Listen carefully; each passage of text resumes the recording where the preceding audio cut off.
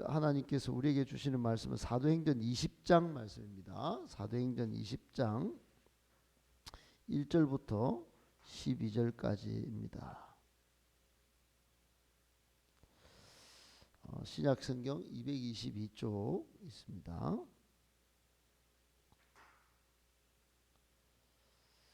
20장 1절부터 12절까지 한 절씩 저와 여러분이 교독하겠습니다. 소요가 그침에 바울은 제자들을 불러 권한 후에 작별하고 떠나 마게도냐로 가니라. 그 지방으로 다녀가며 여러 말로 제자들에게 권하고 헬라에 이르러 거기 석 달 동안 있다가 배 타고 수리아로 가고자 할 그때에 유대인들이 자기를 해하려고 공모함으로 마게도냐를 거쳐 돌아가기로 작정하니 아시아까지 함께 가는 자는 베르야 사람 부로의 아들 소바도와 데살로니가 사람 아리스다고와 세군도와 더베 사람 가이오와 및 디모데와 아시아 사람 두기고와 드로비모라. 그들은 먼저 가서 드로아에서 우리를 기다리더라. 우리는 무교절 후에 빌립보에서 배로 떠나 닷새 만에 드로아에 있는 그들에게 가서 이레를 머무니라. 그 주간의 첫날에 우리가 떡을 떼려 하여 모였더니 바울이 이튿날 떠나고자 하여 그들에게 강론할세 말을 밤중까지 계속하며 우리가 모인 윗다락에 등불을 많이 켰는데 유두고라 하는 청년이 창에 걸터 앉아 있다가 깊이 졸더니 바울이 강론하기를 더 오래 하며 졸음을 이기지 못하여 3층에서 떨어지거늘 이렇게 보니 죽었는지라. 바울이 내려가서 그 위에 엎드려 그 몸을 안고 말하되 떠들지 말라. 생명이 그에게 있다. 올라가 떡을 떼어 먹고 오랫동안 곧 날이 새기까지 이야기하고 떠나니라. 사람들이 살아난 청년을 데리고 가서 적지 않게 위로를 받았더라. 아멘. 할렐루야. 반갑습니다. 10만 명이 확진자가 생기고 또 어제 저녁까지 제가 이렇게 주변에 목사님들 이야기를 좀 들어보니까 좀 교회마다 확진자들이 거의 이제 안 생긴 성도가 없을 정도로 거의 교회마다 지금 다 확진자가 거의 있는 것 같은 그런 상황이 됐습니다. 그러나 또 10만 명이 생긴 거에 비하면 옛날에 2년 동안 위중증 환자가 또는 신천지 사태 때 대구에 119가 막 댕기고 그럴 때보다는 훨씬 오히려 조용한 것 같고 더 심각한 상황은 또 벌어지지 않는 것 같아서 이게 웬일인가 이렇게 싶기도 합니다. 어떻든 그럼에도 불구하고 개인 방역 또 개인 건강은 철저히 잘 지키셔서 이 시기를 잘 지나가야 할 것 같습니다. 오늘 말씀을 세 가지로 정리해서 묵상하겠습니다. 첫 번째, 시험과 위기는 신앙을 증명하는 좋은 기회이기도 합니다. 여러분 어제 제가 다 문자를 보내드렸는데 어떤 책에서 본 내용을 좀 제가 좋아서 제 생각을 넣어서 좀 편집해서 보내드렸습니다. 여러분 위기를 맞았을 때 어떻게 대응하는가? 뭐 신앙의 인물들 가운데 특별히 다윗을 예로 들면 다윗은 사자나 곰이나 맞닥뜨렸을 때 피하지 않고 오히려 그때 믿음을 증명했더니 결국 나중에 골리앗을 만났을 때도 여전히 물러서지 않고 또 쫄이지 않고 오히려 골리앗을 물맷돌로 저쪽은 칼과 창과 단창으로 나오는데 소년 다윗은 그 물맷돌이 뭐라고 그걸 가지고 나가서 하나님의 이름으로 싸워 이겼다. 믿음을 증명한 것이지요. 오늘 우리 시대에 참 어려운 일이 많지만 이런 상황에 믿음을 증명할 기회가 많지 않은데 오히려 위기의 때에 이런 믿음을 잘 지켜서 하나님을 바라보고 예수님의 이름을 좀 사용해서 진짜 능력이 있는지 한번 믿음을 증명해 볼 좋은 기회입니다. 겨자씨만 한 알만한 믿음이 있어도 산을 옮겨서 바다로 던지면 산을 옮길 수 있다 한 말씀이 예수님이 우리에게 하신 말씀이죠. 오늘 1절에도 바울이 그런 또 믿음을 증명한 사람입니다. 오늘 1절은 이렇게 시작하죠. 소요가 그침에. 여러분 바울은 이 19장에서 엄청난 소요를 경험했어요. 거기에 아데미 신을 만들어서 섬기는 아데미는 여신인데 그 신의 형상을 여러분 검색을 해보면은 아테미 신 해보면 약간 흉측하다기보다는 머리 끝부터 이까지 여자의 가슴을 떡 해가지고 만들어 놓은 신상이에요. 그러니까 다산과 쾌락을 상징하는 그런 신인데 이 아테미 신전을 섬기는 그 신을 섬기는 그 신전이 에베소에 있고 그 은상을 만드는 사람들이 그것 해가지고 장사를 해먹고 살았어요. 그런데 바울이 이 에베소에 와서 복음을 얼마나 잘 전했는지 사람들이 막 바울을 따르니까 이 은장색 대장 중에 오늘날로 치면 코로나로 소상공인들이 얼마나 힘듭니까? 데모도 하고 그 데메트리오라고 하는 은장색 대장이 소요를 일으킨 겁니다. 그 소요가 얼마나 또 컸는지 바울 일행과 바울을 따르는 수많은 사람들을 오히려 막 체포하고 막 또 소송을 걸고 엄청난 일이 벌어졌습니다. 바울이 이럴 때 어떻게 했냐? 이게 참 우리에게 교훈이 되는데 바울은 힘들다. 왜 이러냐? 내가 뭐 나쁜 일 한 것도 아니고 하나님 어디가 계셨냐? 출장 가셨나? 내한테는 도움이 안 되시노. 애매한 주변 사람들도 고생 만들고 나도 고생하고 이게 뭔 짓이고. 여러분 코로나 2년 딱 지나니까 요즘 드는 생각이 제가 그런 생각이에요. 저는 저 나름대로 발버둥 치고 또 교회 창립 40주년이고 많은 일을 지금 하고 있는데 마음은 주변에서 자꾸 왜 그런 일을 자꾸 합니까? 뭐 또는 이럴 때 오히려 신앙적이지 않은 그런 말과 행동을 보일 때 이게 진짜 내가 해도 되나 이런 마음이 저는 인간적으로 들 때가 있습니다. 제 믿음이 약한 거겠지요. 근데 오늘 또 바울을 통해서 제가 믿음을 다시 이제 무장합니다. 바울은 이럴 때 믿음을 무장해서 어떻게 하느냐 봤더니요. 오늘 1절에 제자들 권한 후에 떠나서 작별하고 마게도냐로 갔다 그랬습니다. 2절은 마게도냐 한 군데만 간 게 아니고 그 지방을 전부터 걸어서 다녀가면서 제자들을 그러면 안 됩니다. 복음을 전파해야 됩니다. 교회를 세워야 합니다.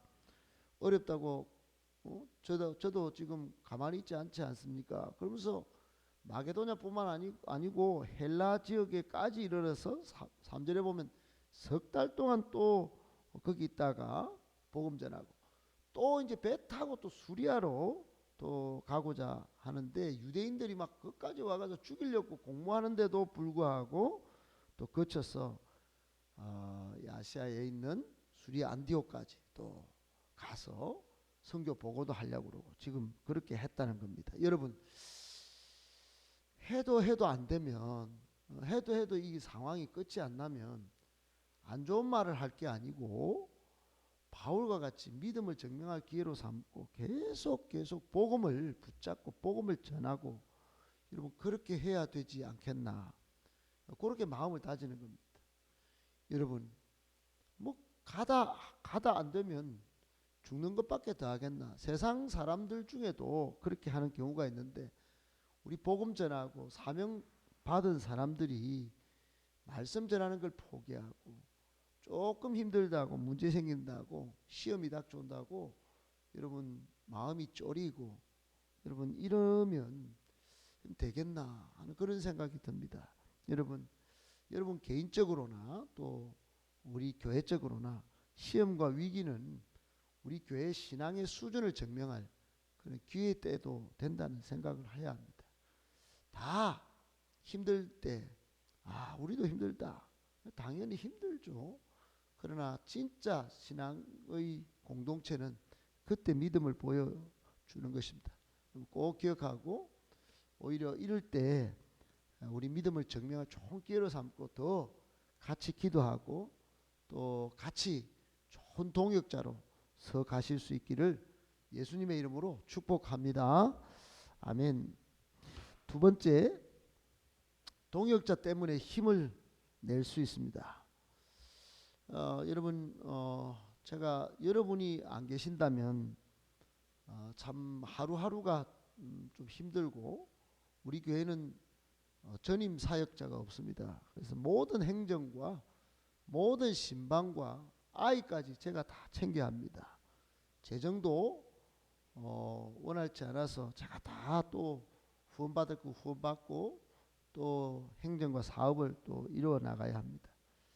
아울러 설교도 대신할 사람이 없어서 제가 설교를 다 해야 됩니다.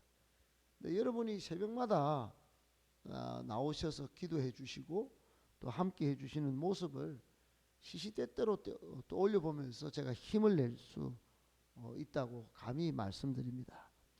여러분 오늘 4절에 바울도 이제 자기를 죽이려고 덤벼드는 사람들이 유대인들이 예수님한테 그랬던 이 유대인들이 바울을 이제 아주 드러내놓고 죽이려고 공모를 한 그런 상황에 바울이 배 타고 수리아까지 가는데 같이 가겠습니다 한 사람들이 등장합니다.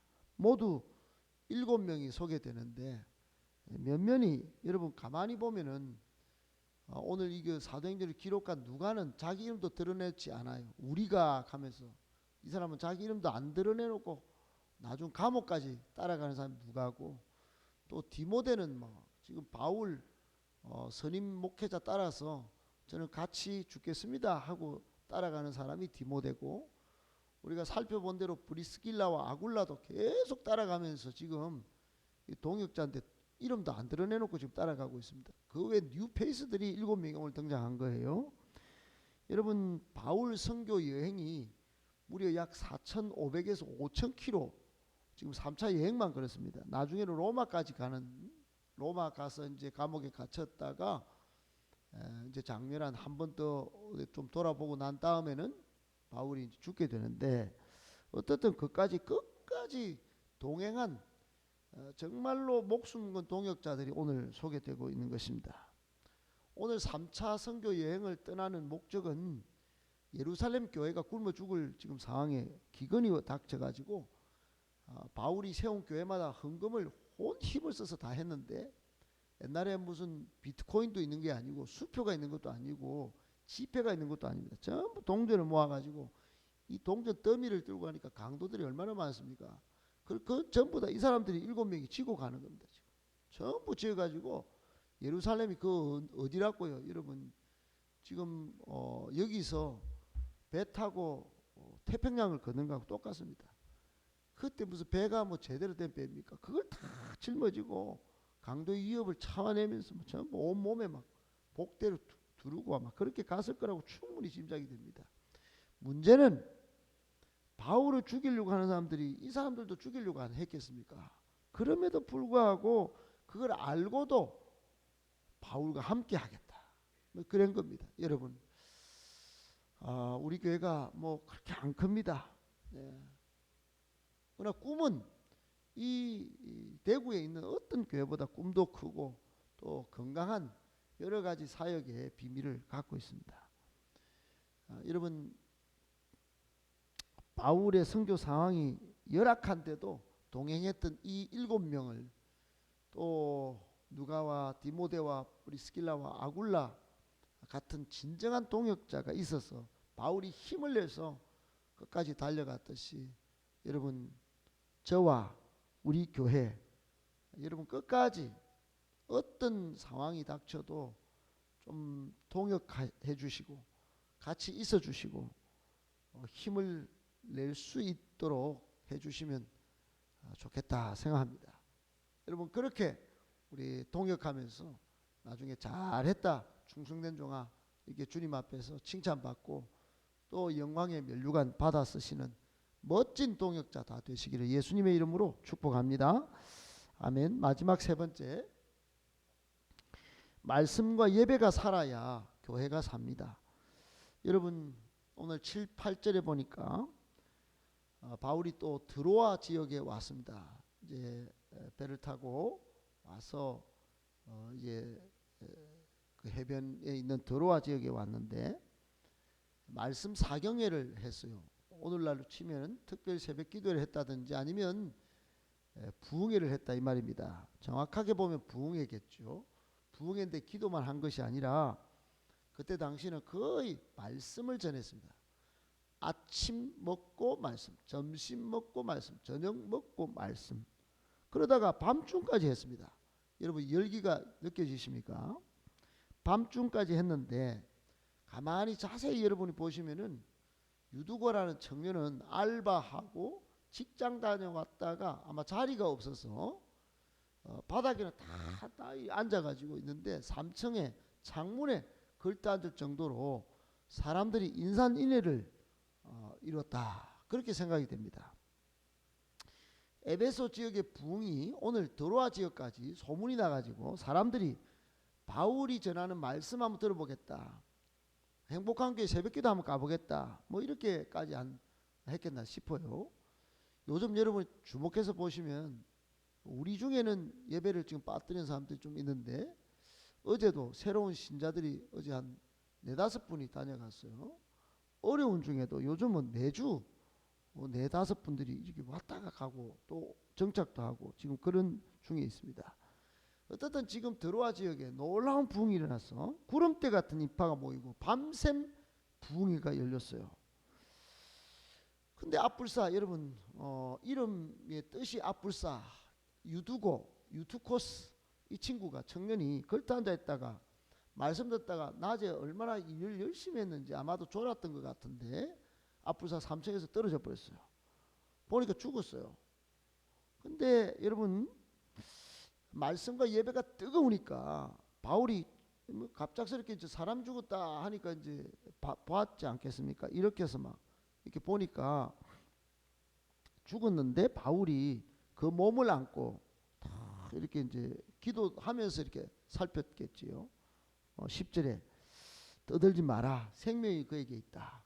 지금 흔들리면 안 된다. 지금은 말씀과 예배가 이렇게 뜨거운 상황인데 왜 호들갑을 떠냐, 이렇게 믿음이 없이 행동하냐, 생명은 하나님이 주신다. 아마 그렇게 강력하게 선포했던 것 같습니다. 그랬더니 여러분 놀랍게도 이 친구가 살아났고 11절 12절에 보니까 성만찬을 베풀고 날이 새기까지 바울이 말씀을 이어갔고 사람들이 살아난 청년을 데리고 가서 전부 위로를 받고 은혜를 덧입었던 장면이 오늘 12절까지의 말씀입니다. 하나님의 큰 권능이 언제 나타났냐? 말씀 전하고 예배 드릴 때 나타났다는 것입니다. 성만찬이 예배니까요. 여러분 말씀과 예배가 뜨겁게 살아나면 사람도 살아나고 많은 사람들이 위로를 얻고 부흥도 일어나는 것입니다. 그러므로 우리 교회는 말씀과 예배가 은혜로운 그런 교회가 되어야 합니다. 매 예배마다 뜨겁게 찬양하고 뜨겁게 기도하고 말씀을 하나님의 말씀으로 생명의 말씀으로 받으려고 귀를 쫑긋하고 앞자리를 가득가득 채우고 뒷자리는 새 가족이 열어주고 그렇게 할 때 여러분 교회가 살아나는 것입니다. 많은 사람들이 힘을 얻는 것입니다. 꼭 기억하고 말씀과 예배가 살아나는 교회, 그 일에 가장 앞장서는 우리 새벽 성도 다 되시기를 예수님의 이름으로 축복합니다.